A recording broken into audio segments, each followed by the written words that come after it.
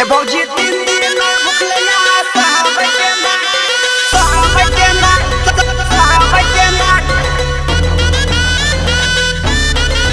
ए भौजी तीन दिन ना भुखलैया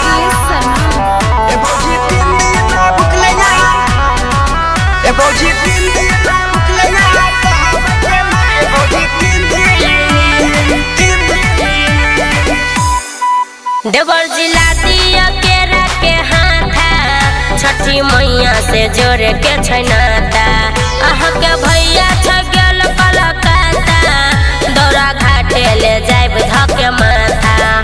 परब करबै हम यही बेर जेना तेना हो जेना तेना ए भौजी तीन दिन ना भुखलैया साहब के ना ए भौजी तीन दिन ए भौजी तीन दिन ना भुखलैया साहब के ना ए भौजी तीन दिन बोलो बोलो छठी मैया की ए भौजी तीन दिन ना भुखलैया ए भौजी तीन दिन ना भुखलैया ए भौजी तीन दिन ना भुखलैया साहब के ना ए भौजी तीन दिन पियर साड़ी में पहनूंगी सूरज देव को पूजूंगी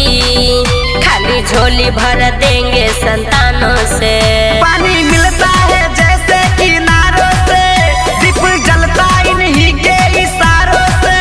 निर्धन भी जाता हंस के इनके द्वारों से हम ठकुआ पके बसासु कहते जेना हाँ कहते जेना ए भौजी तीन दिन ना भुखलैया साहब के ना ए भौजी तीन दिन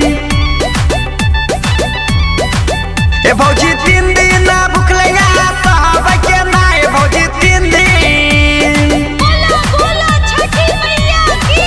ए भौजी तीन दिन ना भुखलैया ए भौजी तीन दिन ना भुखलैया ए भौजी तीन दिन ना भुखलैया साहब के ना ए भौजी तीन दिन पिछले साल जब गाँव गई थी सब बाजन मुझे कहती थी यही सोच के जिया मेरा रोता है भाभी बीता हुआ बात भुलाओ ना